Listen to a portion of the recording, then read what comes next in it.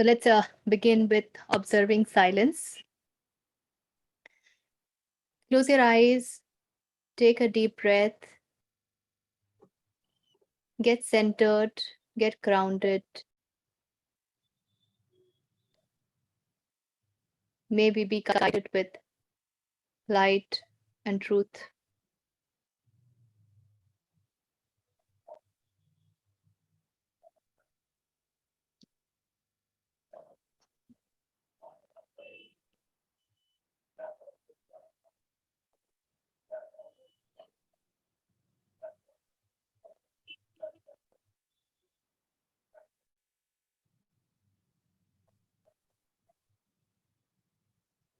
Okay, तो अब आपके प्रश्नों के उत्तर से शुरू करते हैं. Let me first address your questions. आपने 2-3 पॉइंटर्स भेजे थे. Closing eyes at a temple just feel like closing eyes all the time. हम जब अपने इंद्रियों को देखते हैं ना, तो हमारी इंद्रियां जो है वो पूरी तरीके से हमको बाहरी जगत से परिचित कराती हैं. They are all external. They don't make us meet the internal world but the external world, right? तो ये इंद्रियां जो है ना बहुत ऊर्जा खाती हैं. they do not take us to the external world free of cost. they consume energy. So when you and eyes being one of the most predominant sense in most of us, अगर आप पांचों senses के बीच में देखेंगे कि कौन सा किसका कितना शेयर ऑफ जॉब है, तो आईज का जॉब सबसे ज्यादा है. Secondly, eyes are the only place which go which have choice to go outside and see what they want to see. I can see you, I can see this, I can see that. कानों के पास choice नहीं है. जो ध्वनि आएगी उसको उसी को देखना है, उससे ज्यादा वो नहीं सुन सकता है. जिह्वा पे जो रखोगे वही वो चख सकता है. जिह्वा अपनी इच्छा से नहीं चख सकता है. But this can go. So this consumes maximum energy. Research का के अकॉर्डिंगली, ये जो आपके वैक थ्योरी के रिसर्चेस होते हैं ना, तो उनके accordingly almost 70% of the usage of the senses is with eyes. So when you are at such places, or whenever you are in the state of meditating those techniques, या आप बहुत शांत महसूस कर रहे हो, या आप बुद्धा की मूर्ति देखते हो जो आंखें आधी बंद होती हैं, ऑलमोस्ट क्लोज, 3/4 क्लोज होती हैं एंड 1/4 ओपन होती हैं, दे आर द इंडिकेशन कि you want to get inwards, you want to be peaceful, you don't want to indulge with the external world. तो आप जब भी ऐसे स्थानों पर जाते हैं, जैसे मंदिर में गए, या आप मास प्रेयर्स में जैसे आप कह रहे हो, तो आंखें अपने आप स्वतः बंद होने लगेंगी, क्योंकि हम इंटरनल जाने लगते हैं. और ये प्रक्रिया अब हम लोगों के साथ थोड़ी सी ज्यादा होगी, क्योंकि जो क्लैरिटी आ रही है और जो माया समझ में आने लगी है काफी हद तक, तो अब मन शांत होने लगता है और वो माया के साथ इंडल्ज नहीं करना चाहता है. So then the eyes will get closed. Similarly, in the mass prayers, you can only feel the prayer, not think of anything or anyone around. So that is good, no? Very nice that you can just be with the prayer. And dislike for any stories. Earlier I liked relationship dramas, decent content. I'm not able to relate much now.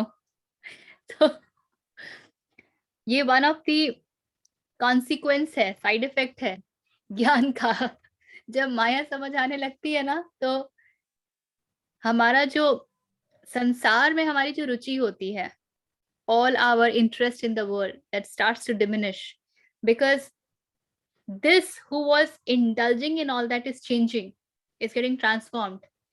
So when this starts to get transformed, it is like ऑल्ट्रो जो है ना, वो अभी Swift बन रहा है, और Swift से वो शायद Honda city, and so then it can't hold the same speed, it can't work with the same engine, it can't fit in the same garage, right? So internal world में जब change आएगा, तो external world के साथ जो आपका रिश्ता है वो परिवर्तित होगा ही.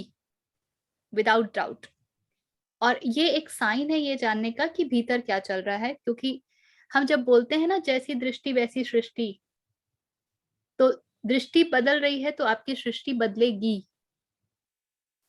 जब आप एज अ पर्सन बदल रहे हो, जो आप थे उसमें परिवर्तन आ रहा है, तो आपके पूरे बिहेवियर में, इंटरेक्शन में, और इसलिए आपके बाहर के बदलाव में परिवर्तन आएगा।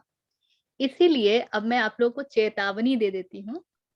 ये एक ऐसी यात्रा है जहाँ शुरू-शुरू में तो सबको बड़ा अच्छा लगता है, but slowly and gradually when family members are not involved, they get into deep trouble. खूब प्रॉब्लम होता है, because all of a sudden, now the problem is the family is not really understanding that now you have started to operate from the center of love instead of center of ego. For them to see that आभा पहले जिस तरीके से हल्ला करती थी या dictate करती थी या डिमांड करती थी, वो तो कुछ कर ही नहीं रही है। उनके लिए बहुत अनकंफर्टेबल है, क्योंकि उनके लिए आभा लाइक्स मी का डेफिनेशन ही ये है कि आभा मुझ पर अधिकार जताती है। अब अधिकार नहीं जता रही है तो Abha does not like me, उसका इन्फरेंस निकल जाता है। They are not able to really understand that now Abha not just likes me, she is sensitive and compassionate towards me also. वो ये नहीं समझ पाते हैं। तो ये आपके बदलते बिहेवियर के साथ परिवार का एडजस्ट करना, आपके फ्रेंड्स का एडजस्ट करना is a very big challenging task. ये फेस करना पड़ता है। इसमें कई बार ये होता है कि आपके जो लोग हैं आसपास के, वो भी इसमें चले आते हैं, और कई बार होता है वो भी छिटक जाते हैं। ये भी होता है। Anything is possible.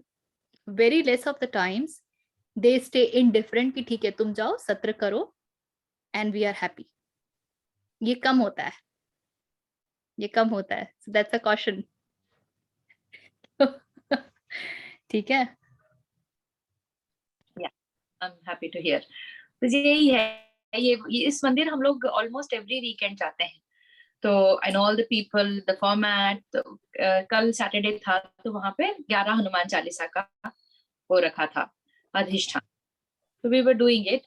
तो you know some people take pictures, some people talk about whatever. some people मंदिर में वो कुछ देते भी हैं, you know, कोई होस्ट करता है तो वो कुछ गिफ्ट देते हैं। all that was happening and I just didn't want to be distracted। और मैं लगभग 11 में से 10 मेरी आंखें automatic, I was being asked to close my eyes, और मुझे केवल वो ढोलक, मंजीरा और हनुमान चालीसा इतना ही सुनाई देता था और इतना ही समझ में आ रहा था। So I was thinking कि you know ऐसा क्यों? Because as I said, I'm going there for past 1 to 2 years.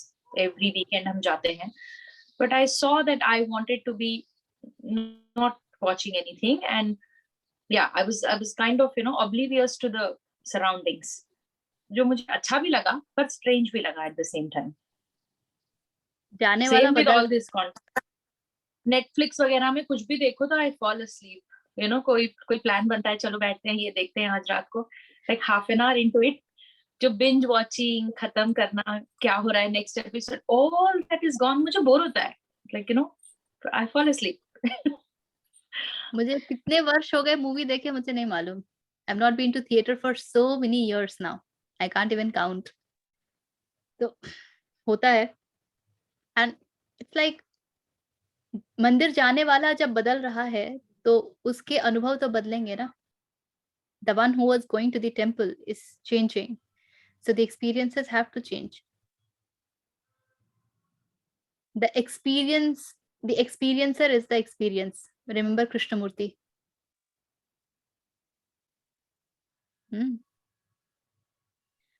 Okay. Shilpa, Parul, आप कुछ कहना चाहेंगे?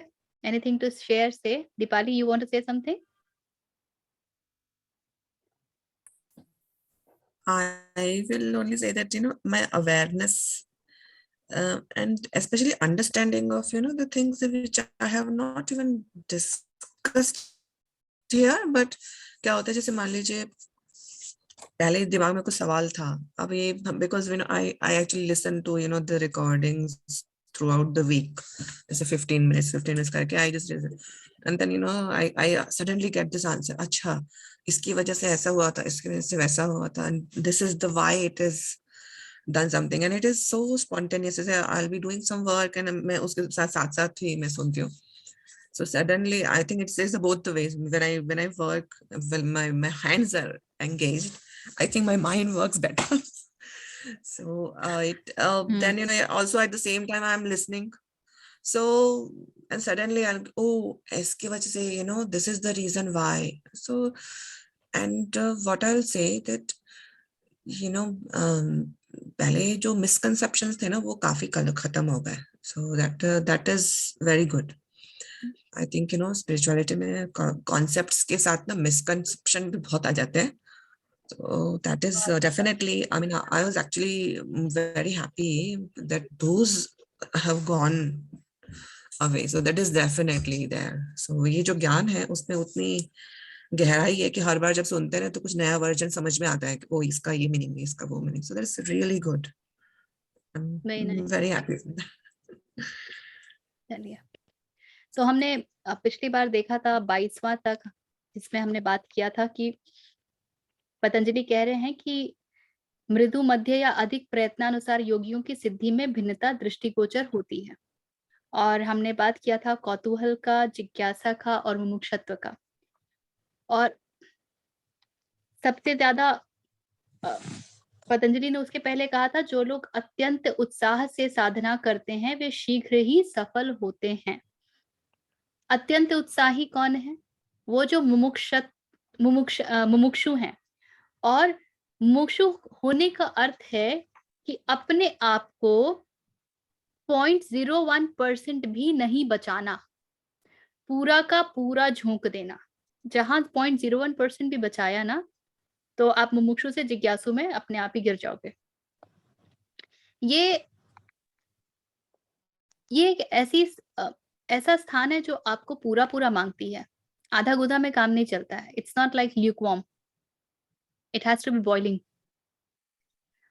अब इसके आगे पतंजलि कहते हैं 23वें सूत्र में, ईश्वर के प्रति भक्ति से भी समाधि की प्राप्ति होती है. So he is giving an alternative way of samadhi. अभी तक हम देख रहे थे, हमने समाधि के प्रकार तब देखे भी, संप्रज्ञात और असंप्रज्ञात वगैरह वगैरह थे. अब यहाँ समाधि के और तरीके बता रहे हैं. अभी तक तो पतंजलि ने हमको बताया कि हमको वो जो 4 ये हैं विपर्य वगैरह उनसे उनका क्या इम्पैक्ट है, और वो सारी बातें हमने करी, वशीकरण की बात की. लेकिन यहाँ पर उसके आगे कहते हैं कि सिर्फ यही मार्ग नहीं है, जो एक और मार्ग है वो है ईश्वर के प्रति भक्ति, उससे भी समाधि की प्राप्ति होती है. पतंजलि हमने शुरू में ही देखा था कि उन लोगों के लिए है जो कर्ता भाव में बहुत रहते हैं कि करने से होगा, मेरे करने से होगा. It is like in my doing I get dissolve. जैसे कि लकड़ी को हम जलाते हैं, जब लकड़ी जलती है और उस जलने में ही वो खत्म भी हो जाती है. यहाँ पे कुछ ऐसी प्रक्रिया चाहिए कि मैं ही जलूं और उस जलने में मैं ही खत्म हो जाऊं. तो पतंजलि का जो मेन मुख्य मार्ग है वो तो वही है, लेकिन इसके पश्चात, इसके बावजूद पतंजलि कहते हैं कि ईश्वर के प्रति भक्ति से भी समाधि की प्राप्ति होती है. और आगे वो और फिर से ध्यान रखेंगे कि भक्ति में हम कुछ करते नहीं हैं. भक्ति विभाजन से आ रहा है, जहां भक्त है और भक्त के इष्ट है, उसका ईश्वर है. और भक्त पुकारता है कि तुम कुछ भी करो, मुझे अब पुकार लो, मैं तो इतना छोटा हूं, मुझ में इतनी क्षमता नहीं है कि मैं तुम तक पहुंच सकूं, तो ये काम तो तुमको ही करना पड़ेगा. मैं समर्पित होने के लिए तैयार हूं, किंतु मेरे समर्पण को स्वीकार करो. तो यहाँ पे कुछ करने के लिए नहीं है. There is no meditation technique, there is nothing involved. और यहाँ पर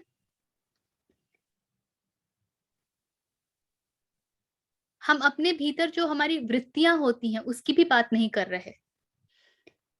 भक्त में लाख टेंडेंसीज हों, वृत्तियां हों, लेकिन वो सारी वृत्तियां पिघल जाती हैं क्योंकि भक्त जो है वो सरेंडर मोड में आ जाता है। सरेंडर मोड में वृत्तियों का जोर चलता ही नहीं है। इसलिए despite the tendencies being there, they are not able to exercise that kind of impact on the devotee. अब इसके आगे पतंजलि डिफाइन करते हैं कि ईश्वर कौन है। जब ईश्वर के प्रति भक्ति की बात हो रही है तो ये कौन ईश्वर है जिसके प्रति भक्ति करनी है? क्या हम भक्ति करेंगे जैसे हमने मूर्तियां बना ली हैं और हमारी एक भाव से हम जुड़े हुए हैं, एक आस्था से जुड़े हुए हैं, क्या हम उसकी बात कर रहे हैं? नहीं। पतंजलि ईश्वर का भी परिभाषा देते हैं, परिभाषित करते हैं और कहते हैं दुख, कर्म, कर्म फल और वासना से के संबंध से रहित पुरुष विशेष को ईश्वर कहते हैं। तो जिनके पास ये 4 क्वालिटीज हैं और इन चारों में सब कुछ आ जाता है, जिसके पास दुख नहीं है मतलब सुख भी नहीं है, अर्थात वो द्वैत से आगे की बात है, हम अद्वैत की बात कर रहे हैं। कर्म नहीं है अर्थात निष्काम कर्म है। कर्म नहीं होने का अर्थ है कि अब कर्म करने की चेष्टा नहीं है, करता नहीं है। आगे कर्म फल भी नहीं है, तो कर्म का जब फल नहीं है तो कर्म जो है वो निष्काम है, माने कर्ता का अब कोई रोल नहीं है, और वासना के संबंध से रहित। तो ये पुरुष विशेष के पास किसी प्रकार की वासना, कोई प्रकार की डिजायर वो भी नहीं है। डिजायर किसके पास होती है? डिजायर होने के लिए किसी का होना जरूरी है। तो यहाँ पर वो पूरी तरीके से उसकी बात कर रहे हैं जो है ही नहीं, जिसको कि हम निराकार ब्रह्म कहते हैं, और कहते हैं ऐसे पुरुष विशेष को ईश्वर कहते हैं। यदि आपने किसी भी अन्य व्यक्ति को ईश्वर की उपाधि दे दी तो बड़ी गड़बड़ हो जानी है। इसका एक कारण ये भी है कि हम जिससे भी संबंधित होते हैं उस प्रकार के गुणों का हम वर्ण करने लगते हैं। Those with whom we get associated, we start to take those adjectives onto us, those qualities onto us. ये बहुत इंटरेस्टिंग ऑब्जर्वेशन है, आपने अगर पता नहीं देखा है कि नहीं, बट जनरली हस्बैंड वाइफ अपने ओल्ड एज में ना हम शक्ल लगने लगते हैं। Have you noticed? so, यहां तक कि होता है कि देखिए वो एक दूसरे के जैसे दिखने लग गए हैं, ये तक हो जाता है। तो शेष बिहेवियर स्टाइल तो एक दूसरे के साथ सब एकदम हैंड इन ग्लोव हो ही जाता है। तो इसलिए पतंजलि पहले ही चेता दे रहे हैं कि भाई तुमने किसी और को ईश्वर माना तो तुम उसके गुणों के प्रति आकर्षित हो जाओगे, उसके गुणों को धारण करने लगोगे।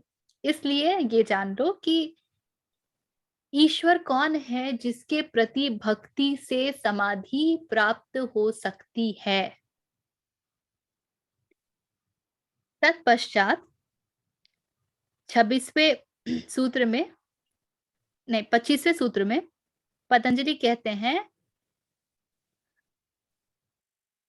उनमें अनंत सर्वज्ञता के बीज विद्यमान होते हैं।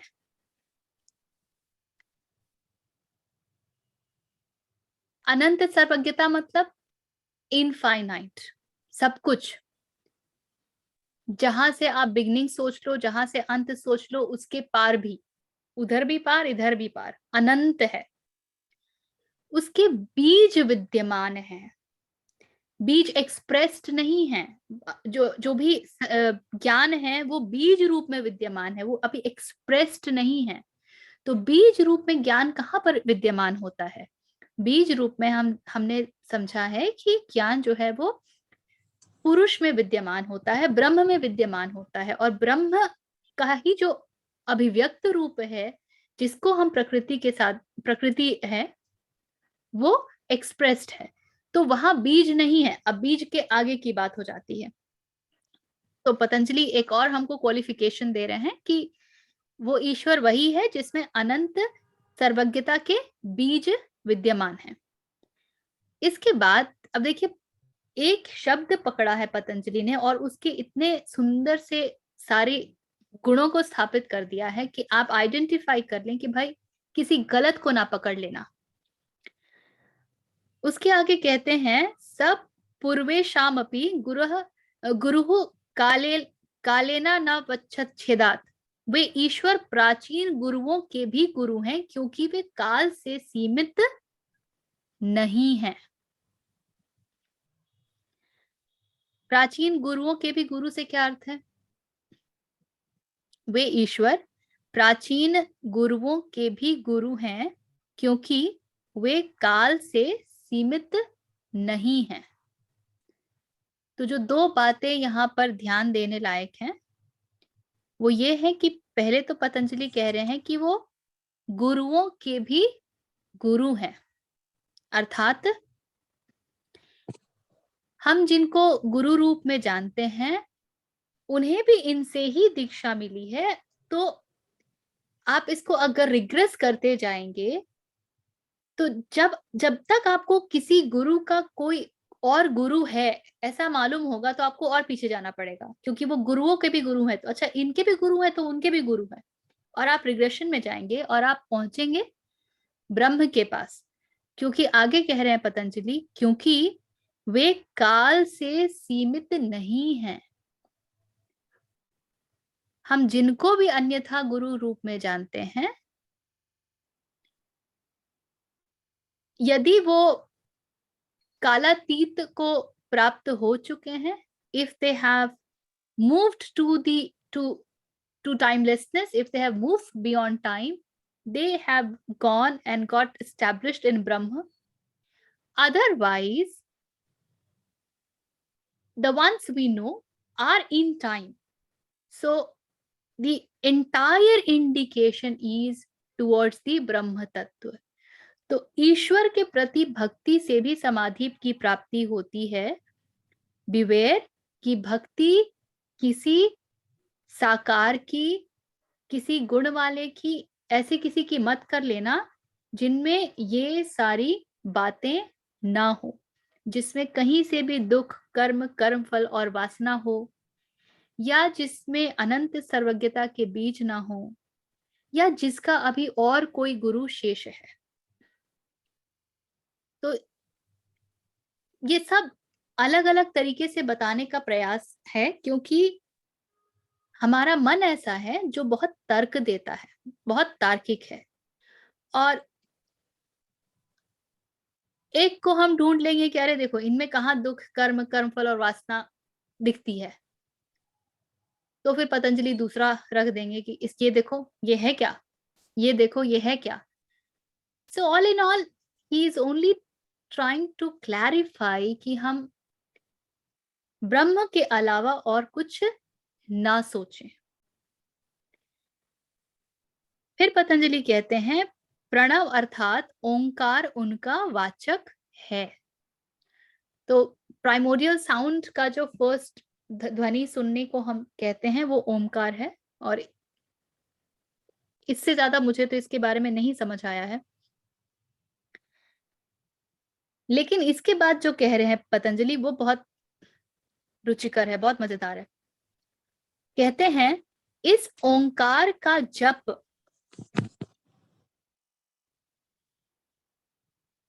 My internet connection is unstable, अभी ठीक है। कहते हैं इस ओंकार का जप, so one he is asking कि ये जो ओंकार है, क्योंकि हम जो इंद्रियों और मन में स्थापित हैं, तो हमको जो कुछ भी समझ में आता है। शालिनी अभी ठीक है? इज इट ओके ना? बीच में मेरा इंटरनेट कनेक्शन अनस्टेबल बता रहा था, सो मुझे समझ आ गया था।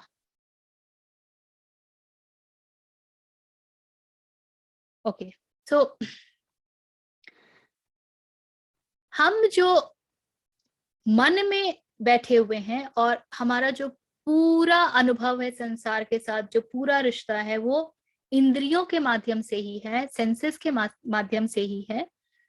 तो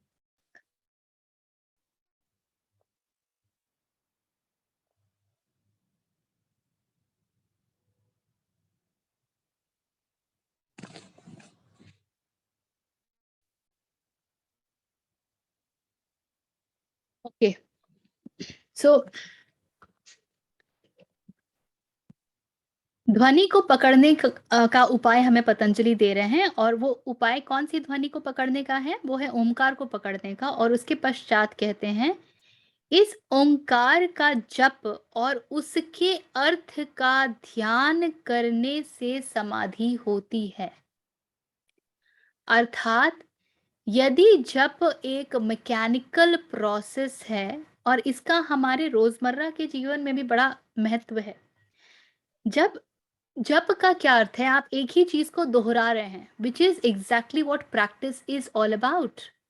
प्रैक्टिस में हम एक ही चीज को बार बार करते हैं। और पतंजलि हमें चेता रहे हैं कि जप और उसके अर्थ का ध्यान, मतलब सिर्फ जप किया तो चूक जाओगे, सिर्फ अभ्यास किया तो चूक जाओगे। अभ्यास के साथ जरूरी है कि आप चैतन्य रहें। यदि कॉन्शियस हुए बिना सिर्फ मैकेनिकली रिपीटेटिवली अभ्यास किया तो उससे कुछ नहीं मिलेगा। In fact, if you look at the entire process of learning through practice, आप कोई भी बात को 50 बार रिपीट कर लीजिए और एक भी बार ध्यान मत दीजिए, you will not remember it. बिना ध्यान के अभ्यास से कुछ नहीं मिलता है। Then it's a mechanical repetition. It is the parroting of it. तोते के जैसे बोलते जाइए, बोलते जाइए, बोलते जाइए, पर उससे कुछ मिलेगा नहीं। इसलिए पतंजलि कह रहे हैं कि ओंकार का जप और उसके अर्थ का ध्यान दोनों जब एक साथ हम करते हैं तो हमें समाधि मिलती है। समाधि का क्या अर्थ है? फिर से एक बार इटरेट कर लेते हैं। समाधि वो अवस्था है मन की जहां प्रश्न ही नहीं उठते। और प्रश्न क्यों नहीं उठते हैं? क्योंकि अब प्रश्न करता ही नहीं बचा। प्रश्न करेगा कौन? अब जो भी स्थिति है वो सब उत्तम है। अब श्रद्धा की स्थिति बन गई है। All is well. किसी भी चीज को लेकर के कोई शंका नहीं है, कोई प्रश्न नहीं है। प्रश्न करने वाला ही खत्म हो गया है। इसके बाद 29वें सूत्र में पतंजलि कहते हैं, उससे अंतर्दृष्टि प्राप्त होती है तथा योग के विघ्न दूर हो जाते हैं। अंतर्दृष्टि के प्राप्त होने का क्या अर्थ है?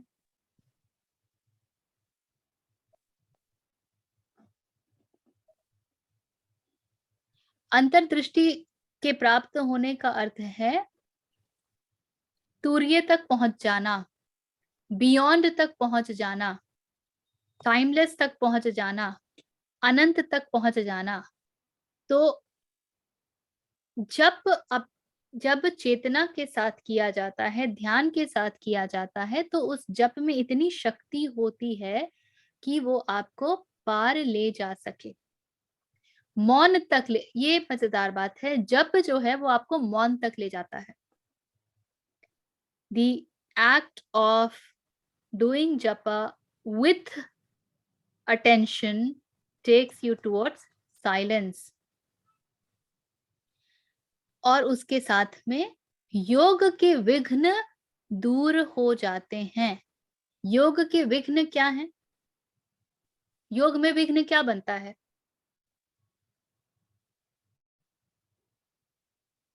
योग है, जैसा हमने शुरू में भी देखा था,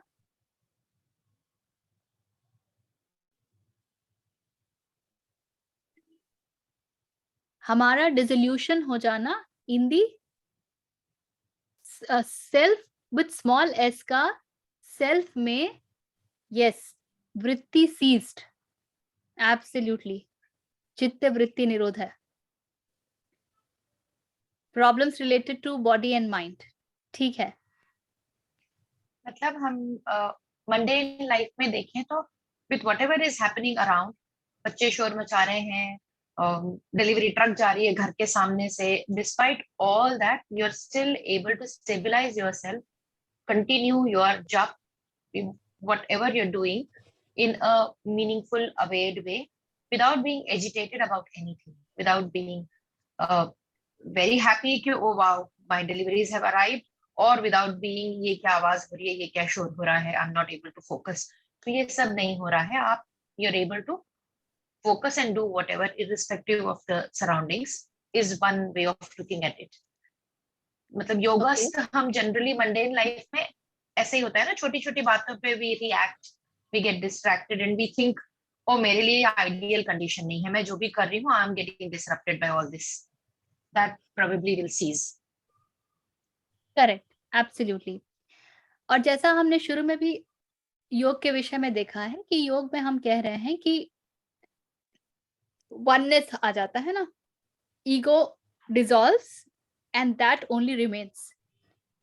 तो योग के विघ्न के दूर होने का एक पर्याय ये भी हो सकता है कि दिस ऑब्जेक्टिफिकेशन, ये वननेस कब नहीं होगा, when there are objects, so the happening of objects ceases.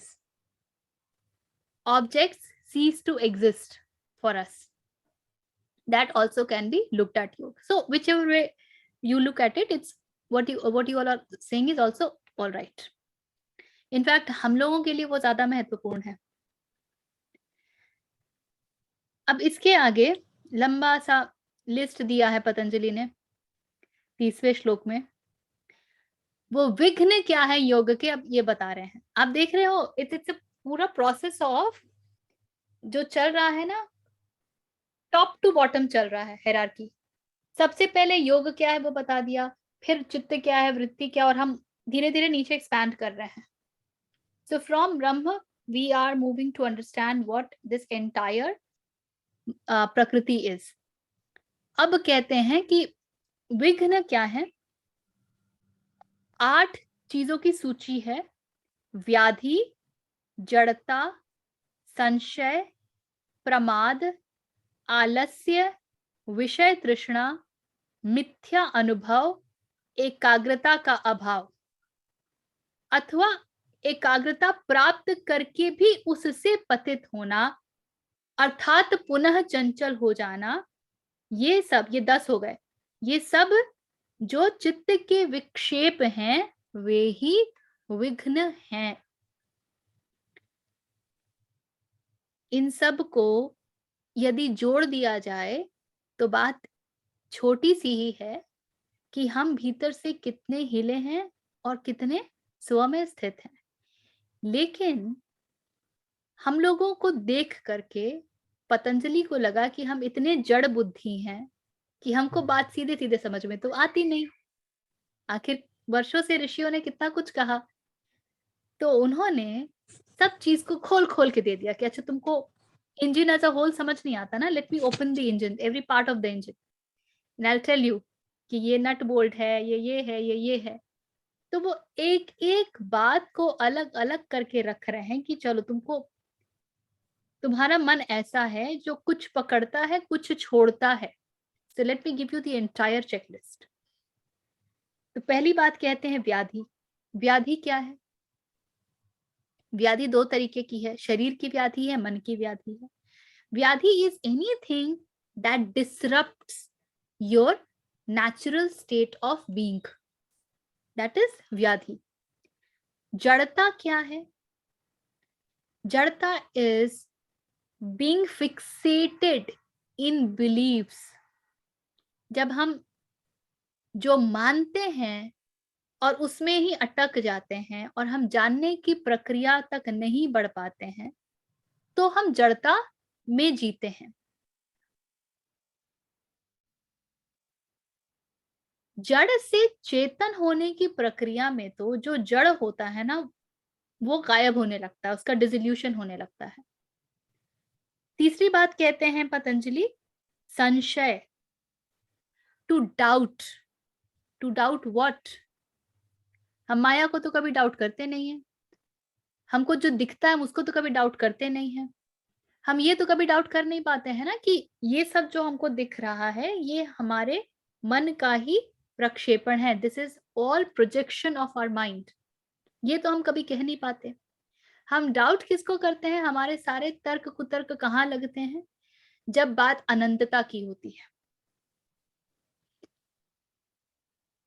जब बात, मुझे याद है यूट्यूब पे एक बड़ा मजेदार वो मैंने कभी देखा था, सदगुरु एंड जावेद अख्तर का डिस्कशन था, जिसमें जावेद अख्तर ने कहा है कि God and stupidity are the same thing. So he has his logic and he proved it. So इसको कहते हैं संशय. When I do not know, I would not look forward to know. Rather, I will question the possibility of knowing, and I will question those people who know. तो माया के आगे पीछे सब चीज में बहुत डाउट है. प्रमाद, प्रमाद होता है दुख, कष्ट. तो प्रमाद है तो द्वैत है, दुख है तो सुख है. तो ये सब जो है इनको चित्त के विक्षेप कह रहे हैं. मतलब चैतन्य होने में ये सारी बाधाएं हैं. These are the ones that come and हमारी जो चेतना है उसके ऊपर ये पर्दा डाल देती हैं. इट इज लाइक उसको पूरे तरीके से छुपा देती हैं. इसके आगे क्या कह रहे हैं पतंजलि? इसके बाद कहते हैं 5वां है आलस्य. आलस्य किस बात का?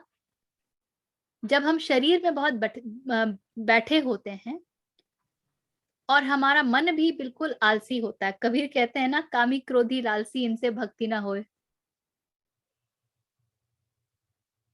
तो आलस्य आपको कभी भी ईश्वर भक्ति करने नहीं दे सकता है. विषय तृष्णा, आई थिंक इसके ऊपर तो हमने बहुत बात करी है. The desiring object, desiring mind. मिथ्या अनुभव, all that we experience which is actually unreal but we take them as real. एकाग्रता, और ये मिथ्या अनुभव का जो फंडामेंटल है वो है किसी भी बात को न जानने की कोशिश. जो दिखता है उसको ही यथार्थ मान लेना, फैक्ट मान लेना, और उसको क्वेश्चन नहीं करना. आजकल का एक नया स्टाइल है यथार्थ देखने का. हम लोग ओपिनियंस को खूब रिस्पेक्ट करते हैं. आप खास करके कॉर्पोरेट वर्ल्ड में जाओगे, रोहित बताएंगे कि इन माय ओपिनियन, यही से शुरू होता है. In my opinion, this is how I feel. And opinions are heavily respected. Yeah it is your opinion, it is all right. सत्य की दुनिया में ओपिनियंस के लिए कोई स्थान नहीं है. माया तो ओपिनियन ही है और तो कुछ है नहीं. तो माया में सब ओपिनियन का पूरा सत्कार कर लीजिए, किंतु सत्य के पास ओपिनियन लेके नहीं जा सकते हैं. तो मिथ्या अनुभव का एक बहुत बड़ा कारण है कि वो जो ओपिनियन बनाता है हम उसको ही सच मान लेते हैं. ओपिनियन बनाने वाला अर्थात कर्ता. इसके बाद कह रहे पतंजलि एकाग्रता का अभाव. सो if I can't be attentive, I will never be able to look at the falseness of whatever I see. और इसके साथ दो और इंटरेस्टिंग कॉम्बिनेशन है. एकाग्रता का अभाव अथवा या फिर एकाग्रता प्राप्त करके भी उससे पतित होना. So I understand and I fall back. इसको भी बहुत बड़ा विक्षेप बताते हैं पतंजलि, अर्थात पुनः चंचल हो जाना. So I get stable and then I fall back and I become अस्थिर अगेन. ये सब जो चित्त के विक्षेप हैं वे ही विघ्न हैं. और पतंजलि कहते हैं कि जब हम जप ध्यान के साथ करते हैं ओमकार का, तब ये सारे विघ्न दूर होने लगते हैं. ठीक है? Anything that is coming up till now?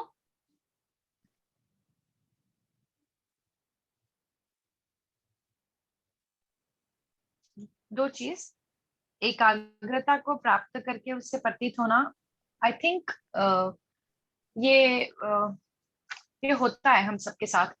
Like if you know कि आप for a certain period detox karke you can come to a certain stage. It's a big danger of measuring, you know, if you're on a weighing, if you go on a weighing scale or if you measure your BMI, then you know, हाँ मैं 2 हफ्ता अगर कुछ करूं तो I can achieve this, and then you think जब जब जरूरत होगी तब हम फिर detox कर लेंगे, let's indulge for next 2 months. So this I think is that कि एक आपने कुछ, you know how to get there, then आपको पता है, हाँ this I know this formula, I've cracked it, I'll use it when needed. I think this is one way of looking at it.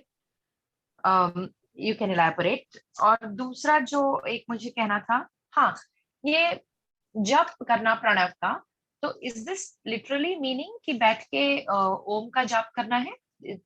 Is that the prescribed way of doing ध्यान, या इसका और कुछ broader meaning है? No, it is not about sitting and doing the japa. It is about the mind being immersed in Omkar. आप ये ना बहुत मजेदार से प्रयोग है, ओशो भी इसके बारे में बहुत बताते हैं. कहते हैं किन किन संत के बारे में तो कहते हैं, मुझे नाम नहीं याद है, पर कह रहे हैं कि राम राम का इतना नाम जपते हैं कि रात में जब सो रहे हैं तो कमरे के वातावरण में राम स्वयं गुंजयमान है, खुद ही गूंज रहा है. और जाके जब देखा गया कि राम कौन बोल रहा है, क्योंकि संत तो सो रहे हैं, तो पाया गया कि निद्रा में भी उनका पूरा तंत्र, उनका पूरा सिस्टम, उनके एक एक कोश, each and every cell is saying Ram, जो कि हमको ऐसे सुनाई दे रहा है. तो जप का अर्थ है to be immersed in it, whatever externally you might be doing. मैं जो कुछ भी करती हूँ, मेरा मन कहाँ पर है, मुझे ध्यान है कि मुझे कहाँ स्थापित रहना है. और ओंकार से अर्थ, अब मैं बिल्कुल सिर्फ ओंकार की बात नहीं करूंगी कि ओंकार ध्वनि का ही करना है. बहुत सीधी सी बात है कि आप कुछ भी करते हैं तो आपका मन कहाँ होता है. ठीक है? तो जब, क्योंकि बैठ के 24 घंटे तो नहीं कर सकते ना, कितनी देर करोगे, कौन सा काम नहीं करोगे, खाओगे नहीं कि नहाओगे नहीं कि कहीं जाओगे नहीं या कुछ और काम नहीं करोगे, तब क्या होगा? तो जब is a state of being, and at every given point of time you know it is not a repetitive act कि अब आदत पड़ गई हम तो बोलते ही रहते हैं. There is an element of attention in that. हाँ रोहित बोलिए. ऋषा जी, अगर जप करते समय यदि मैकेनिकल हो जाता है वो प्रोसेस जप का, तो डू यू थिंक के मन जो है वो पहले से ज्यादा मूड हो सकता है, यानी it can become comparatively duller than before, because Ram Ram Ram Ram Ram ऐसे बोलते बोलते कृष्णमूर्ति यूज्ड टू से, तो इससे अच्छा बैठकर कोका कोला ही बोल दो, क्या फर्क पड़ता है. So, is there a danger if it becomes mechanical to move more user? You are absolutely right. The danger is there, and that the danger is the mind will rather become dull. और यही वो सारी बातें होती कि भाई मैं तो बहुत जप करता हूँ. अब जप करने वालों से खूब सुनेंगे ये कि मैं तो बहुत जप करता हूँ, लेकिन जप करने का प्रतिफल क्या है, कॉन्सिक्वेंस क्या है, वो उनकी क्वालिटी ऑफ लाइफ में दिख जाता है. उनकी आंखों में झांकिए, उनके चेहरे को देखिए, आपको सब जब का पूरा प्रतिफल दिख जाएगा. सो it is not about doing it mechanically, it is about living it every moment.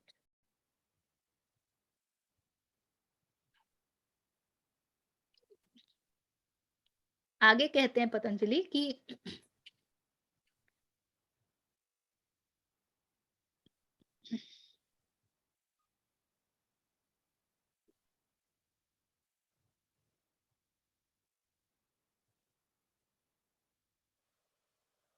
दुख, मानसिक अवसाद, शारीरिक अस्थिरता, अनियमित श्वास प्रश्वास, ये सभी एकाग्रता के अभाव के साथ साथ उत्पन्न होते हैं। तो जो एकाग्रता के अभाव की बात की जा रही है, उसका कॉन्सिक्वेंस क्या है? यदि एकाग्रता का अभाव है, मतलब जप तो है किंतु ध्यान नहीं है, तो उससे क्या मिलेगा? What will be the consequence of it? उससे मिलेगा दुख, क्योंकि आप डल तो होते ही जाओगे, and dullness is not our quality, so you will know from within that there is something which is terribly wrong. मानसिक अवसाद, mental अवसाद is I'm not getting the exact word. मन से जो ये हो जाना, डिप्रेशन बोलते हैं ना अवसाद को। विक्षिप्त हो जाना, विक्षिप्त हो जाना, in certain way डिप्रेशन आप कह सकते हो, but mind becoming dysfunctional, it is that. शारीरिक अस्थिरता, so even in your physicality you are not stable. अनियमित श्वास प्रश्वास, ये सब ब्रीदिंग का तो बिल्कुल साथ में हिसाब किताब चलता ही रहता है। जैसा आपका मन होगा वैसे ही आपके श्वास होंगे, जैसा जिस तरफ बुद्धि जा रही होगी आपकी श्वास उसी प्रकार चलते हैं। And we all know if angry we the breath is much shallower and with too much of आप सीढ़ी चढ़ते हैं तो आप कैसे ब्रीथ करते हैं, आप इजीली बैठते हैं तो आप कैसे ब्रीथ करते हैं। सो ये सब साथ में ही चलते हैं। तो ये सब जो है, इसको पतंजलि कह रहे हैं कि ये एकाग्रता के अभाव के साथ साथ उत्पन्न होते हैं। ठीक है, और उसके बाद हमारे लिए एक बहुत महत्वपूर्ण बात है, वो ये है कि पतंजलि कहते हैं इन विक्षेपों की निवृत्ति हेतु एक तत्व का अभ्यास करना आवश्यक है। For these disturbances to not come, being or practicing just one thing is very important.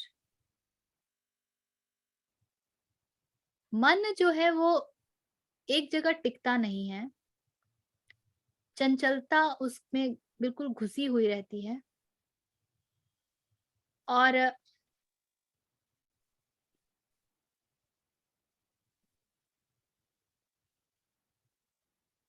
इसीलिए जब वो ऐसी दिशा जाने लगता है जहां वो शांत हो सके, तो शांत होना तो उसका स्वभाव है नहीं, तो वो अपने आप को ही तोड़ने के पूरे प्रावधान भी करता है। तो माया खूब चाल चलती है। आप पाएंगे कि आप ये भी जानना चाहते हैं, आप ये भी जानना चाहते हैं, आप ये भी जानना चाहते हैं, आप ये भी जानना चाहते हैं, and we get distracted, rather scattered in 10,000 things. इसीलिए कहते हैं बुल्ले शाह, जो हमने पिछली बार भी कहा था, एक अलख पढ़ो छुटकारा है। Know one thing but know it totally, not partially. लेकिन हम लोग हर चीज में आधा आधा आधा आधा, हमारा ऐसा ही हिसाब किताब रहता है। तो एक तरह की का कौशन है हमारे लिए कि एक तत्व का अभ्यास करना आवश्यक है। ठीक है, और उसके बाद 33वें सूत्र में कहते हैं पतंजलि, सुख दुख पुण्य और पाप इन भावनाओं के प्रति यथाक्रम मैत्री, करुणा, आनंद और उपेक्षा की भावना करने से चित्त प्रसन्न होता है। तो सुख दुख के प्रति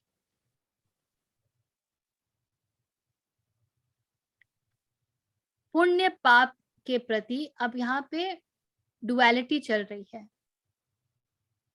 तो मन की कोई भी गति है, कोई भी भावना है, उन सब के प्रति इसको आप सूचक मानिएगा। It is representative of all that the mind goes through, all the dualities. इन सभी भावनाओं के प्रति यथाक्रम मैत्री, so Patanjali is saying to be in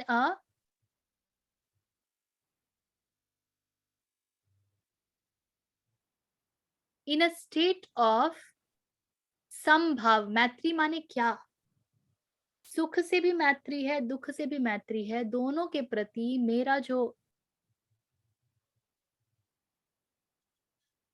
मेरी जो दृष्टि है वो समभाव की है। I look at both of them equally. For me, there is nothing called as preference or priority. I am okay in sukh, I am okay in dukh. I do not have to choose between sukh or dukh. तो मैत्री, secondly जो दूसरी भाव रखने की बात कर रहे हैं पतंजलि, वो है करुणा, which is compassion. और तीसरा आनंद। मैत्री, करुणा, आनंद, और चौथा उपेक्षा की भावना। उपेक्षा की भावना है you must know what to ignore. You must not start giving importance to every Tom, Dick and Harry thing in life. There has to be usage of Viveka Buddhi, the power of discernment, to know what is to be given what importance. And so one should know what not to give importance to or what to simply ignore or dismiss. तो सुख दुख, पुण्य और पाप, इन भावनाओं के प्रति यथाक्रम मैत्री, करुणा, आनंद और उपेक्षा की भावना. So I am in equanimity in every condition. I am compassionate to every situation, everything. ना मेरे मन में कोई निंदा का भाव नहीं है कि oh my God what is this, this is bad, this is pathetic. और मेरे मन में कोई इस तरह का भी भाव नहीं है ओह कितना कष्ट. One can be compassionate only when one understand what is that ultimately is needed. हितकर क्या है और जो सामने वाला है वो फंसा हुआ कहाँ है, या मेरे भी सामने जो इतनी भावनाएं हैं वो फंसी हुई कहाँ है. आनंद, so this happens when you allow yourself to go beyond all the dualities and then to know what to dismiss. तो ये चार बातों का ध्यान रखने से चित्त प्रसन्न होता है. So if you want to be in that joyous state, it is important to take care of these four things. हाँ Rohit, you were saying something.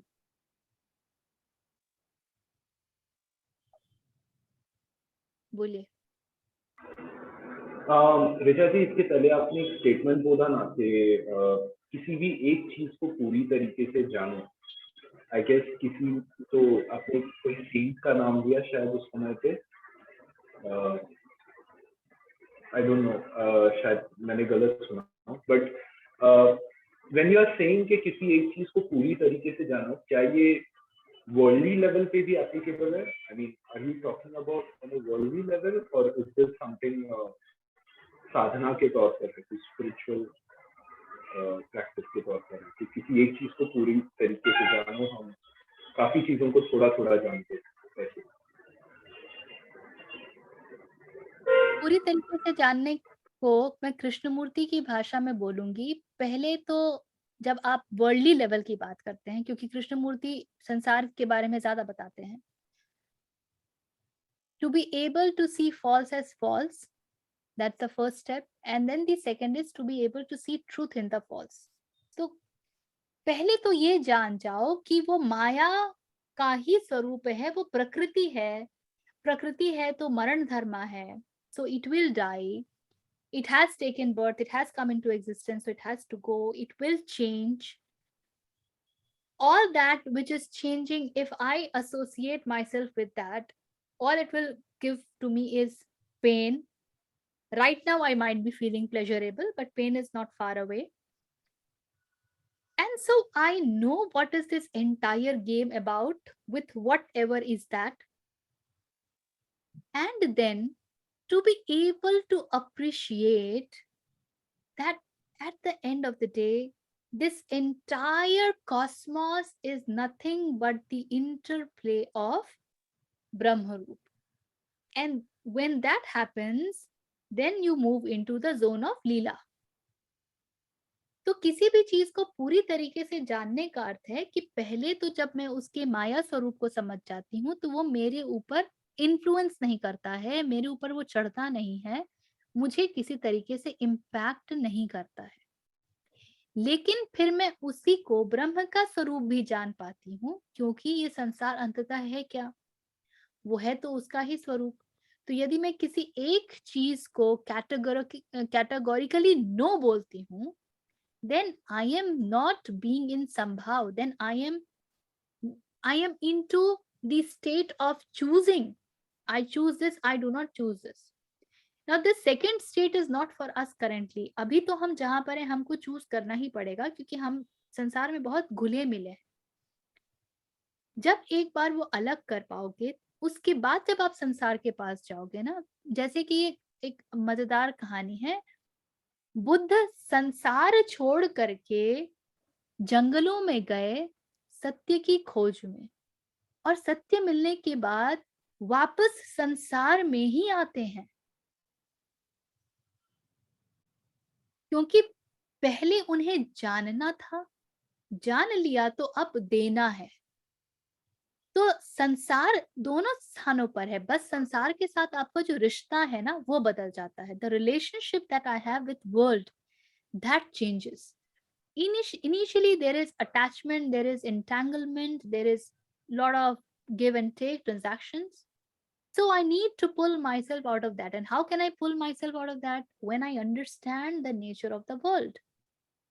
And when I pull myself out of that and I move to the zone of silence, I move to timelessness, then I come back to this world, because I know this world also has come from that, and hence this world also is worthy to know that. So I will do to the best of my capability to give to the world all that I have received. ये कहानी चलती, ठीक है। सो किसी चीज को जानना, पहले उसके उस स्वरूप को जान लेना है जो हमारे ऊपर चढ़ी आती है, और उसके बाद वो आ कहाँ से रहा है, वो तत्व ही किसका है, वो प्रकाश ही किसका है, इस बात को जान लेना। तो जब ये पूरा होता है, then it is a totality. ठीक है, okay, thank you.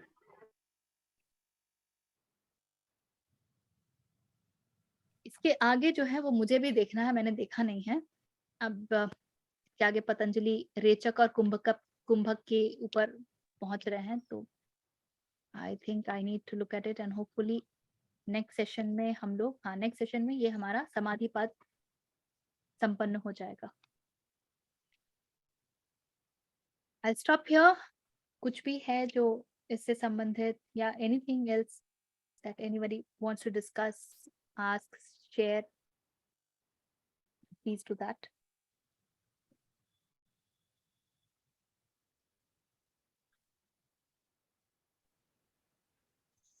Probably not direct relationship, but आज एक कुछ YouTube talk मैं सुन रही थी. I think his name is Ravi Singh. He gives quite a few lectures on different scriptures.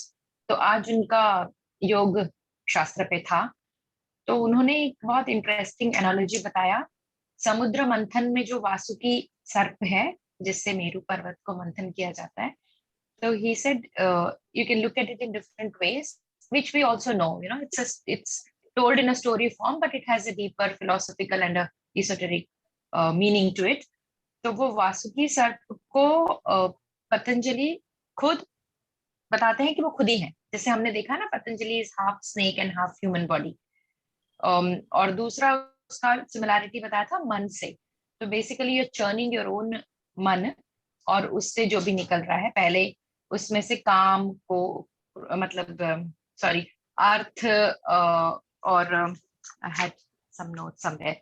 तो सभी तरह की, मतलब कामुक चीजें, सुंदर सुंदर अप्सराएं निकल रही है, फिर अर्थ निकल रहा है, धन, और फिर लास्ट में वो धन्वंतरी निकलती है, विच इज द नेक्टर, अमृत। तो इट इज काइंड ऑफ, इंसान खुद के ही मन का मंथन करके जो है एक एक स्टेज क्रॉस करके अल्टीमेट मोक्ष की तरफ बढ़ रहा है। This is what it means. ऐसा एक बताया था, बहुत सुंदर लगा वो meaning. I just thought I share. everything can always be looked from two perspectives, worldly and truth. जब मन का रेचन होने लगता है, when the mind undergoes the process of catharsis,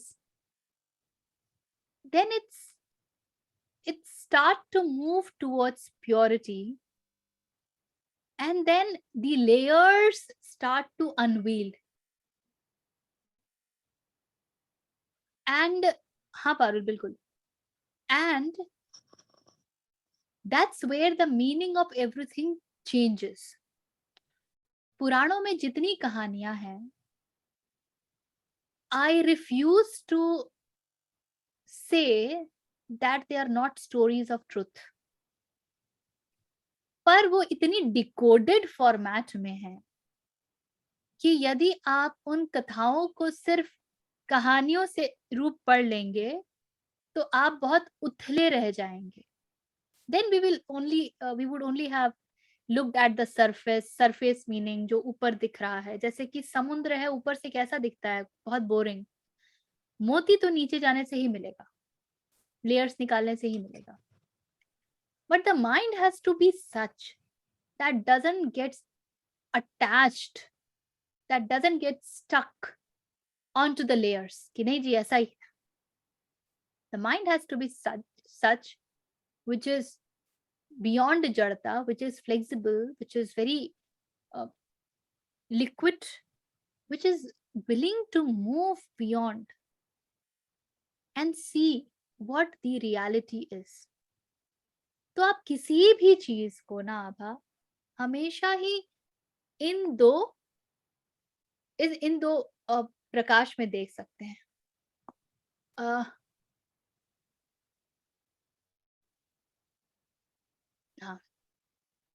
so that you will always find. और आप जितने लोगों को इस तरीके, और इसलिए ना इसको आप कसौटी बना लीजिए. आप कभी भी ऐसे किसी को सुने जो आपको डीपर मीनिंग नहीं दे सकता है, तो आप जान जाइए कि वहां से तो भाग लेना है, ये तो गॉन्डोगोल कराएगा. क्योंकि तर्क के द्वारा कोई भी चीज को साबित करना कोई बड़ी बात नहीं है. तर्क तो वैसे इतनी उथली चीज होती है कि उससे आप कुछ भी साबित कर दें. आपका मन ही इतना मस्त तर्क देता है. आप 1 जनवरी को रेजोल्यूशन लेते हैं कि अब मैं दौड़ने जाऊंगा, और उस समय आपका मन खूब सारे तर्क देता है कि देखो दौड़ना सेहत के लिए कितना अच्छा होता है, तुमने वजन रख डाल लिया है, तुम्हारी उम्र घट रही है, तुम ताजी हवा खाओगे, थोड़े से दुबले हो जाओगे, तुम्हारी ऊर्जा बढ़ जाएगी. मन ही तर्क देगा.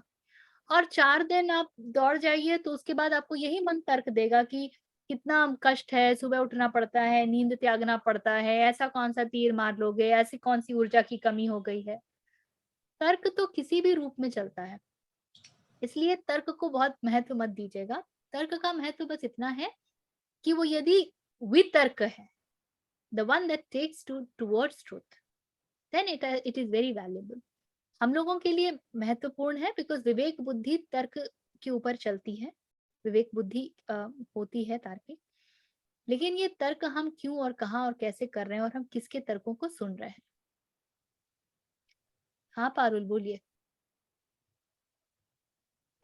ये क्वेश्चन इस सेशन से नहीं है. हम बेसिकली जो पहले का सेशन वगैरह सके ना उससे रिलेटेड है.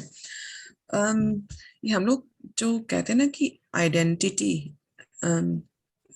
Ego, right. So ego is basically identity से हम लोग कनेक्ट करते हैं ना कभी कभी, तो वो उसको उसका तोड़ना बहुत जरूरी है. But at the same time ना हम लोग जब इस वर्ल्ड में जब हैं तो आइडेंटिटी बहुत इंपॉर्टेंट भी हो जाती है. Say for example if you are living amongst many other people, like different kind of people and all, तो वो फिर वो otherwise there is a chance of getting confused or lost. तो मुझे ऐसा लगता है कि एक आइडेंटिटी भी होनी चाहिए ना कि मैं ये हूँ, अदरवाइज मैं फिर बहुत ज्यादा कंफ्यूज एंड लॉस्ट नहीं हो जाऊंगा. एंड फिर main the reason for asking the question कि फिर हम अपने बच्चों को क्या सिखाएं कि है ये आइडेंटिटी होनी चाहिए कि नहीं होनी चाहिए. तो वो बिकॉज अब भले हम लोग स्पिरिचुअल वर्ल्ड की बात करते हैं पर रहना तो इस वर्ल्ड में है, तो आई मीन थोड़ा सा प्रैक्टिकल अप्रोच लाना पड़ता है as a parent. Specially like I can think whatever I want to think, but as a parent sometimes एक कुछ उनको भी बताना जरूरी है, बिकॉज हमने जो अभी we have gone through, so we know, but for them it's little difficult. सो उसके लिए थोड़ा सा गाइडेंस चाहिए था.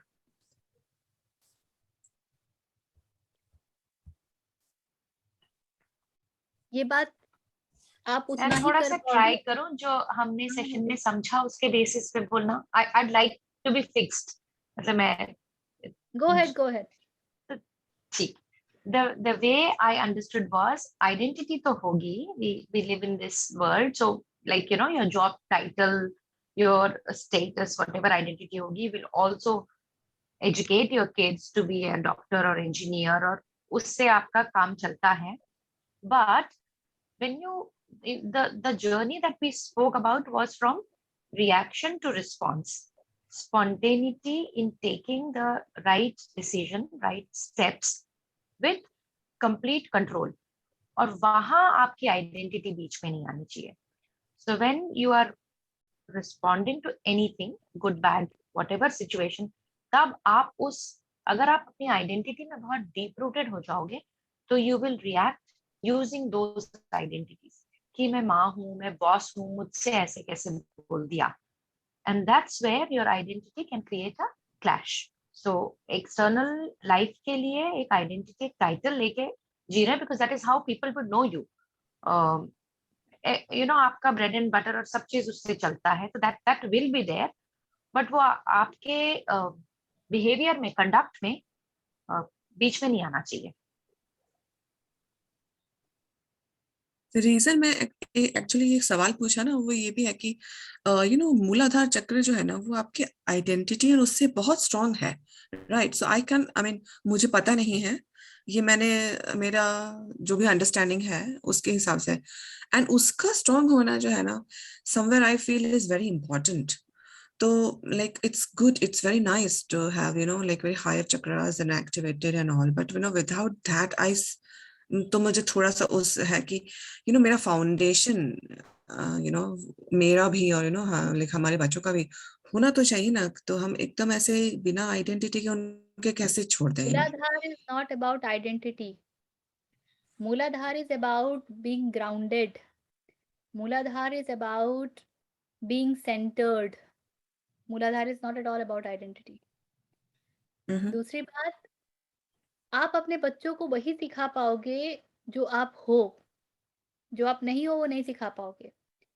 तो अगर अभी आपको आइडेंटिटी को लेकर के प्रश्न उठ रहे हैं तो कहीं ना नहीं, कहीं आप जैसे मैंने कहा ना, हमारे ये मेरा रुक प्रॉब्लम जाओ, नहीं. हाँ. रुक जाओ. देखिए, आप जिस केंद्र से काम करते हैं ना पारुल, आपके अनुभव भी उसी के अनुसार होते हैं. And based on that, you can very well explain it to your children. I can understand because these things are new to you. These things are coming very new to you. So अभी इसको handle करने में थोड़ा सा तो time लगता है. That I totally understand. Now coming to कि हम बच्चों को identity बताएं कि नहीं बताएं. यदि हमने बच्चों को बोध बता दिया है, capability to understand बता दिया है, इंटेलिजेंस बता दिया है, विस्डम बता दिया है, क्लैरिटी बता दी है, तो आइडेंटिटी बताने की जरूरत ही नहीं बचेगी. अगर ये सब नहीं बताया है तो फिर उसको आइडेंटिटी नाम का खिलौना देना पड़ेगा। प्रैक्टिकल वर्ल्ड में क्या, जब हम उसको बोध देते हैं तो हम उसको दुनिया में उल्लू बनने के लिए थोड़ी बोलते हैं।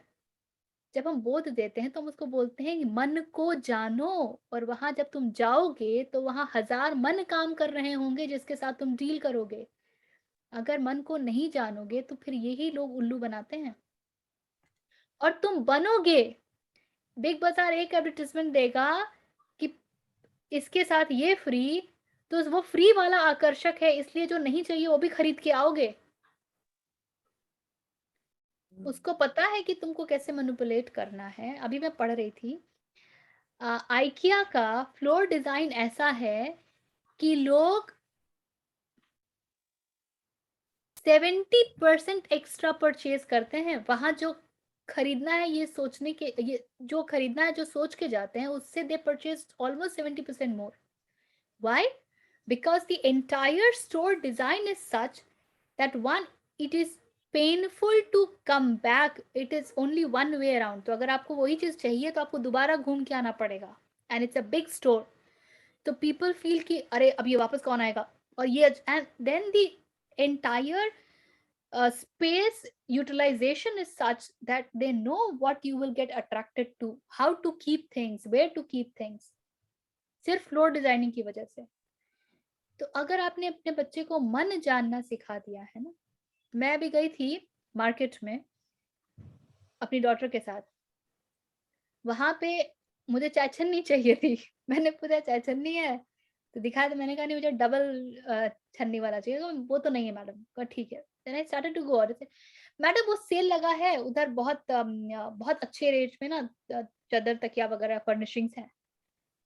मैंने उसको बोला जो चाहिए वही खरीदूंगी ना भैया, मुझे बेचना थोड़ी है आगे। और बोल करके मैं निकल गई। आपको क्या लगता है मेरी डॉटर मुझे वॉच नहीं कर रही होगी? You would have seen what did I say, and she would know how the world behaves, and do I need to get into the चंगुल ऑफ वर्ल्ड और नॉट। मुझे उसको सिखाना नहीं पड़ेगा। उसने उसका भी बिहेवियर देख लिया, उसने मेरा भी बिहेवियर देख लिया, एंड देन शी नोज। तो आपको कोई आइडेंटिटी मिलती है, आप उसके साथ एसोसिएटेड जॉब रोल्स मिलते हैं, specially talking about working professional world, वो तो आप निभाओगे ही, लेकिन आप आइडेंटिटी को लेके पगलाओगे नहीं ना। बैंक्स में आपको मैं बताती हूँ पारुल, इंडिया में तो मैंने देखा है बैंकिंग सेक्टर में, इंश्योरेंस में स्पेशली, एवीपी का डेजिग्नेशन दे देते हैं रिलेशनशिप मैनेजर्स को।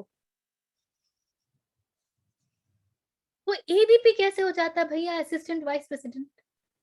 कितना बड़ा सुनने में लगता है। मैं एवीपी हूँ, मैं काम क्या करता हूँ उसका कुछ पता नहीं, मैं जाके कस्टमर बनाता हूँ, लेकिन मैं एवीपी हूँ। Somebody knows the game of... हाँ रोहित, ये एक्चुअली ना, ये आइडेंटिटी का उस दिन तो मैंने किसी के गाड़ी पे ही गाड़ी के वो क्या सामने वो शील्ड रहता है ना, विंडशील्ड, उस पर ही देखा ह्यूमन राइट्स एक्टिविस्ट। वो अपना आइडेंटिटी बेसिकली गाड़ी पे ही चिपका के चलते हैं।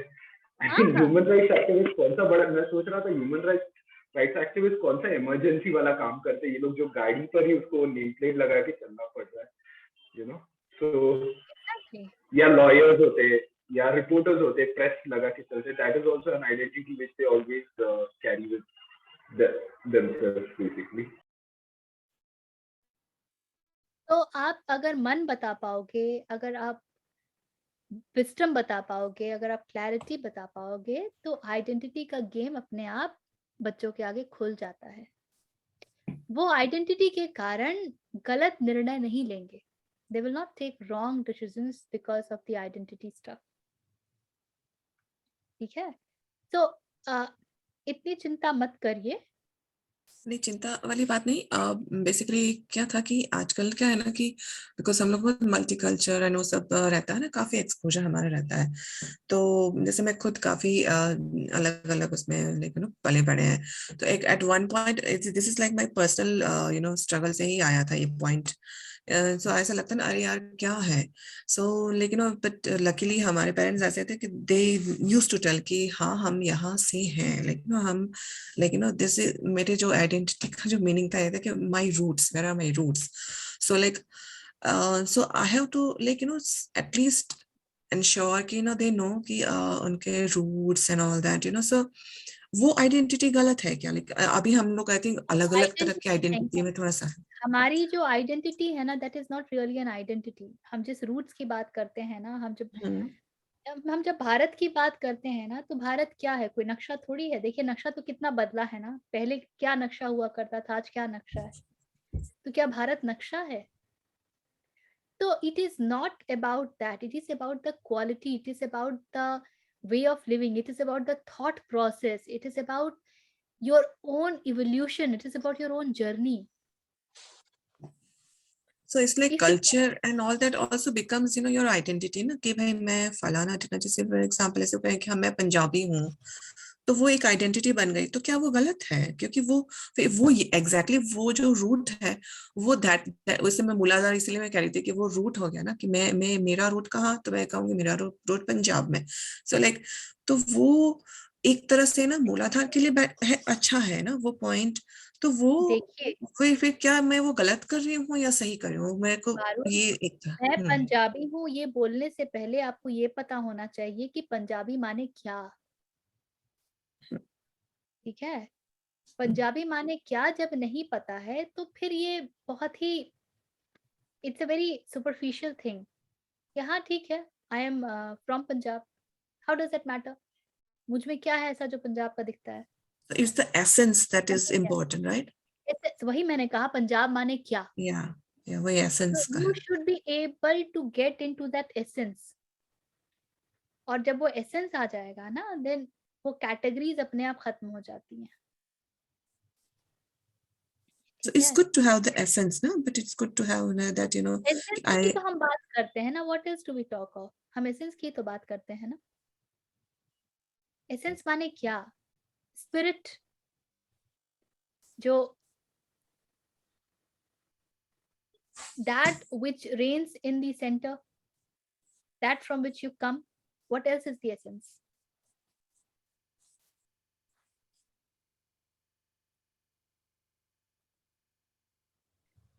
In fact, अगर आप बच्चों को wisdom बताओगे ना, they will be able to play with identities very well. देखिए, to tell the culture as to this is how it has been culturally and this is why the practices came into existence, then to know all those in detail is again a big responsibility. मैं पंजाबी हूँ तो हम ये करते हैं क्योंकि इसका पर्याय ये है. पूरा जो पंजाबी कल्चर, एक एग्जाम्पल ले रहे हैं which is applicable on every culture. ये कहाँ से उद्भूत हुआ, ये निकला कहाँ से? At the end of the day जब आप उसको डिकोड करेंगे, एवरीथिंग स्टार्ट्स फ्रॉम ट्रूथ. पर वो धीरे धीरे धीरे धीरे when we lose the meaning of it, it only becomes the manyata, belief. आप इंडिया में भी ये आजकल बहुत देखने को मिल रहा है, where in people question their religion कि मैं हिंदू मतलब क्या, ये भगवान मतलब क्या, मैं ये पूजा क्यों करूं, मैं ऐसे मंदिर में क्यों जाऊं, यहाँ पे तिलक क्यों लगाऊं, भोजन में लहसुन प्याज क्यों ना खाऊं. किसी को नहीं पता है. मैं अब in my very early years of training, I was at HCL doing training for the new joiners. और वहां पे लंच आवर में एक लड़की बोल रही थी, वो नवरात्रों का समय था, हमारे यहाँ तो पता नहीं मम्मी नवरात्रों में ना लहसुन प्याज को अलग निकाल देती है. अब बताओ उस बेचारे लहसुन प्याज ने क्या गलती की है कि उसको बाहर निकाल दिया? मुझे तो समझ ही नहीं आता. And then she was laughing. Then I told her why it is taken off. फिर मैंने उसको बताया कि ये तामसिक है और तामसिक क्यों है और तामस का क्या अर्थ होता है, और हम जब हम पूजा करते हैं तो हमारा ध्येय क्या होता है. Is it only to do the aarti and tune the ghanti, और is there a deeper meaning to it? Why do we connect? So then she was all shut. तो जब आप उसके अंदर जाओगे ना, तो अंत में एसेंस में सब वही पाओगे. That is the beauty. ये एक बिल्कुल अलग बात है, मैं आपकी बात समझ रही हूँ where it is coming from, especially when you are living in such kind of places, UK and all. तो you हमें कुछ ऐसा मिलता नहीं है जो एंकर करे, you know, the anchor is totally missing. लेकिन ये तो That आजकल is हर it. जगह, ये तो आजकल भारत में भी है.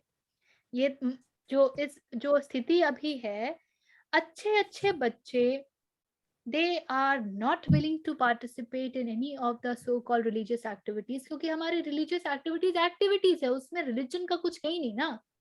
religion मतलब क्या होता है? religion is the essence. उसमें एसेंस तो कुछ होता ही नहीं है. भोंडे गाने जरूर होते हैं, भोंडे डांस जरूर होते हैं, तो वो तो खुद ही मना कर देते हैं.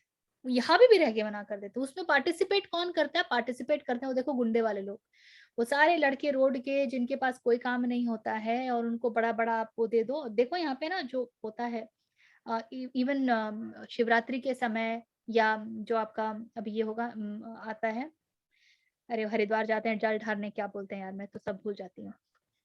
तो if you look at this, the entire episode, the way it कावड़ is. यात्रा, हाँ रोहित, कावड़ यात्रा. सावन में करेक्ट. तो the entire way this thing is performed, उसमें शिव कहीं दिखते हैं क्या आपको? तो कौन सी क्वालिटी के लोग पार्टिसिपेट करते हैं वो देखो. और जहां पर वाकई शिव होंगे, वहां पे आप जब जाओगे भी तो जिस प्रेम से जाओगे, जिस श्रद्धा से जाओगे, वो बिल्कुल अलग होगी. और ये अगर नहीं भी जाओगे तो भी कोई फर्क नहीं पड़ेगा. एंकर जो है ना, असल में एसेंस से आती है. इसीलिए it's important to talk of wisdom to the children. And you do not bring wisdom just by that. It's your everyday conduct that they see in you which gives them wisdom. I think it is Vivekanand ji ka ye statement hai. Probably somebody asked me, even if I am from a different religion, can I still follow Advait, or can I also self realization, मैं कौन हूँ, मैं भी जान सकता हूँ क्या? So I think he said there will be a day when there will be a religion per person, and even then सत्य जो है वो एक ही रहेगा. So it's not that you have to be rooted in your religion or whatever. You can still have your own आज के date का value religion system or whatever. आज के डेट का रिलीजन है कंज्यूमरिज्म. आज के डेट का रिलीजन है मॉल्स. आज के डेट का रिलीजन है पार्टी. और वो हर जगह है, हर जगह है. Actually, एंकर जो मेरा हाँ, जो क्वेश्चन था वो it was not like based on religion. It was just I कि understand. मेरा सिर्फ वो मुझे रूट्स का था कि रूट से क्या करना है. सो आई एक्चुअली अंडरस्टूड कि you have to be being is again Yeah. And living, then तो फिर फॉलो ऑटोमेटिकली हो जाएगा. आप जिस भी कल्चर के बारे में बताना चाहते हैं ना, go to the roots of it, find out where it came from, find out कि अगर पंजाबी है, सिख है, तो नानक कौन थे. नानक के पास पहुंच गए तब तो बात ही एकदम अलग हो जानी है. फिर मैं आप खुद ही 4-5 रिलीजन, आई मीन मैं 4-5 कल्चर्स में रही हूँ. सो आई नो कि how lost you can become at one point, and then you find, and then पूरा आइडेंटिटी डिसॉल्व होके. I think that is also one of the reasons कि spiritual path felt very nice, because there is no identity ना. So it was good.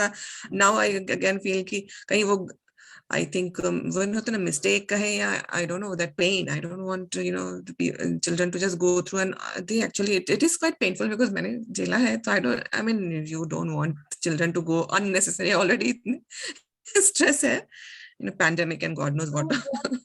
मतलब ही नहीं है ना. Children also choose what do they want. आपके चाहने से कुछ होगा नहीं खास. आप चाहते रहें, but if you have not been able to figure out an anchor for yourself, then इसी बात को लेकर के हम एक बार कह रहे थे ना कि it's important that you be connected with any such space, but stay connected. वो ही आपके लिए एंकर का काम करता है. That only functions as anchor, and that only helps. And शेष, उनका भी अपना प्रारब्ध है, उनकी भी अपनी यात्रा है। एक स्थान ये सबसे इम्पोर्टेंट पॉइंट है। आपको वो छोड़ना ही, आप चाह के भी कुछ नहीं कर सकोगे। वो यदि समझ आती है बात तो आराम से छोड़ दो, और नहीं समझ आती है बात तो छूट जाएगा। सरसों के दाने जैसे हैं, हाथ मुट्ठी खुली रखोगे ना तो ऊपर रहेंगे, मुट्ठी बंद करोगे फिसल जाएंगे। तो इसलिए आपका काम है बस ये जो बेस है ना, जिसको रूट कह रहे हो, वो देना। And that root is nothing but wisdom, that root is nothing but clarity. जब वो दे दोगे तो वो अपने आप एंकर्ड हो जाएंगे। उनको ये सिखाओ कि किसी भी बात के भीतर तक कैसे जाया जाता है, and why is that important. तो एक्चुअली वो पहले भी हम लोग से कह रहे थे ना कि कभी कभी क्या होता है ना, ऊपर वाले जो होते हैं ना लेयर्स वो इजी होते हैं, वो नीचे में ही प्रॉब्लम होता है। To be honest, I mean जब ऐसे कभी कभी बच्चों से मैं एक्चुअली बहुत जब वो बोलते हैं ना तो मैं बहुत ध्यान से सुनती हूँ। जैसे गुरु होते हैं ना, उनसे कुछ कम नहीं होते हैं बच्चे, अगर आप बहुत ध्यान से सुनो तो। आई बिल्कुल। Always sit down and listen and take notes and बहुत अच्छे से। सो लाइक जैसे ये सब हमने बताया वो कि wisdom and all, I would actually think कि उनके पास ज्यादा है हमसे, एंड बिकॉज नहीं, इनेट उनके विजडम से पास ज्यादा कनेक्टेड है। ज्यादा नहीं है, ये बिल्कुल मत समझना। उनके पास सब टूटी फूटी चीजें हैं जो वो अपने दोस्तों से उठा के लेके आए हैं। अर्थ का अनर्थ बना हुआ है वहां पे। जैसे आपने अपने जमाने में जब आप बच्चे थे, आपने अपने दोस्तों से इकट्ठा की थी ना, उनका भी एग्जैक्टली वही स्टाइल है, उसमें कुछ परिवर्तन नहीं आया है। इसलिए इस गलतफहमी में मत रहना। अनफॉर्चुनेटली मे बी यूके का एजुकेशन सिस्टम ऐसा होगा which has allowed them to question. India में तो क्वेश्चनिंग की लग जाती है, बच्चे क्वेश्चन करना ही। आई थिंक वो हम लोग बिकॉज घर में भी ये सब डिस्कशन करते हैं, जैसे अभी हम लोग बात करें, फिर उसके बाद में मैं अगर मैं हस्बैंड से बात करूँ तो फिर वो भी तो सुनेंगे ना, तो वो फिर उनका और ओपिनियन आएगा, एंड देन पूरा कितने शास्त्रार्थ तो छोड़ मिनी हमारे घर में चल रहा है यहाँ ऑलरेडी। लेकर जाओ ना, उनको यहाँ लेके आओ, बोलो कि 2 सेशन चलो, आस्क ऋचा। नहीं, वो नहीं मजा आएगा। So I mean that's why I thought कि I mean ये सही तो कर रहे हैं ना। I always want to like double sure कि हाँ सही कर रहे हैं कि नहीं कर रहे हैं, आई because थिंक sometimes आजकल के ग्लोबल जैसे ग्लोबलाइजेशन बढ़ रहा है ना, इट हैज बिकम अ घर घर का question. Even my children ask, like उनकी बर्थ की कंट्री कुछ और है, सिटीजनशिप कहीं और की है, और हम उसके अलावा और 2 कंट्रीज मतलब डिफरेंट कॉन्टिनेंट्स में रह चुके हैं। So we are like all over the place. So I think it was my son once, he was asking, what is my identity? What should I feel? Should I feel this I'm is Indian? the Should I real feel I'm problem actually. Australian? Yeah. So मतलब तब तो ये sessions या मतलब इतनी समझ नहीं थी, but I just gave an example from the way we live. तो आई एम हिंदू एंड मेरे कुछ और, जैसे हमारे यहाँ जो भी कास्ट या जाति बोलते हैं कुछ और है। My husband is a Jain and his cast से हिज, तो हम दोनों की मदर टंग भी अलग है, बहुत कुछ है, लेकिन we live a life where none of this comes into it's not even a discussion. तुम्हारा रिलीजन क्या है, मेरा क्या है, तुम्हारी language, you still can operate in unison. So seeing that in your day-to-day conduct, how does this matter? Are you able to operate? Do you still have clarity to do your work? Can you still make friends? Can you still communicate? Are you still confident? Do you have the clarity that you need to do your work? और जो भी तुमको लगता है कि जिस country से तुमको लगाव है या whichever way you feel, that will come naturally. You can't be saying कि मैं क्या फील करूं, क्या मेरी आइडेंटिटी होनी चाहिए। it could come to you, but it should not affect the way you live. This was my answer. I don't know, क्योंकि मैं भी बैठ बैठ के नहीं सोचती हूँ कि मैं मेरे रूट्स क्या हैं और मेरे पति की जाति क्या है। Every It doesn't country, really. if at all we have to talk about country, if at all, then every country also stands for certain ideologies. You get into the history of the country, you get into how they have been, and that is country को person बना दो ना. This is person A, this is person B. this is how person A has developed, and these are the things person A has done, and these are the things person B has done, which you resonate with more, and why. So then you get into the roots. If country has to be there, नहीं तो one world यार, वसुधैव कुटुंबकम का इतना सुंदर identity है, हम वो क्यों नहीं पकड़ सकते? That is the best, actually. That is the best. अगर identity Actually, it's a way of, oneness wala hai na, that is the best fundamental. have an identity that takes off all your identities. वो actually वो क्या ना, ऐसे सब mother से discuss करते हैं ना, जी हमारे दिमाग में आया था, तो मैंने कहा चलो आज पूछ लेते हैं. हाँ हाँ ठीक है, that is okay. ये आइडेंटिटी क्राइसिस को ना एक बड़ा जार्गन और वर्ड भी बना दिया है, इससे जिनको नहीं हाँ, आने लोगों ने उनको भी actually आते हैं कहा ऐसे कि सवाल. हाइप हो गया है. हाँ, दिस ग्लोबल वर्ल्ड में ना बड़े आइडेंटिटी हथकंडे क्राइसिस हैं. Has become like a fashionable question. West के हथकंडे हैं. This is how west has been operating. सो उसमें तो ये प्रॉब्लम होती है. One has to hold oneself कि ये क्या चल रहा है. आइडेंटिटी चाहिए ही क्यों? क्राइसिस होती किसको है? One who is settle with in. मैं कुछ लोगों को देखती हूँ मेरे ग्रुप में हैं जो फेसबुक पे दिन भर में 6-7 पोस्ट जरूर करते हैं. मुझे समझ नहीं आती इनके पास 6-7 पोस्टिंग आती कहाँ से, और इतना टाइम कहाँ मिलता है कि 6-7 बार फेसबुक चले जाए. And if you do, and you look at the comments that they engage in and the way people engage in their post, identity crisis का गेम एकदम क्लियर दिखेगा आपको. They all are wanting to establish themselves. देखो मैं ये हूँ, मैं ये हूँ, मेरा ये ओपिनियन है, मेरा ये ओपिनियन है. खूब चलता है. ठीक है, चलिए, let's do the prayer and close the session. Okay. Oh, so just sit straight. You can chant with me if you know it. Otherwise, you can just be there. Om Purnamadah Purnamidam Purnat Purnamudachyate Purnasya Purnamadaya Purnameva Avashishyate. Om Shanti Shanti Shanti.